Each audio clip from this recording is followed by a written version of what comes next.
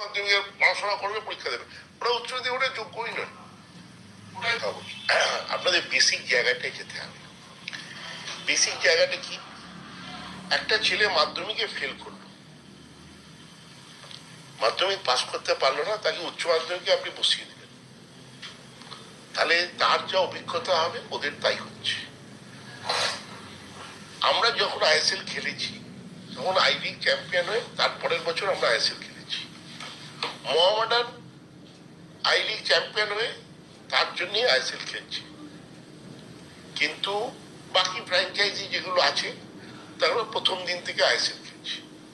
ওরা কিন্তু কোনো দিক দিয়ে ওরা কিন্তু আসতে পারেনি, আই লিগ কোনোদিন জিততে পারেনি, এবং সেই নিয়ে মাধ্যমিক ফেল অ্যাকচুয়ালি।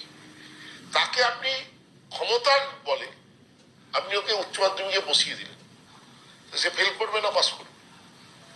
ডেফিনেটলি ফেল করবে।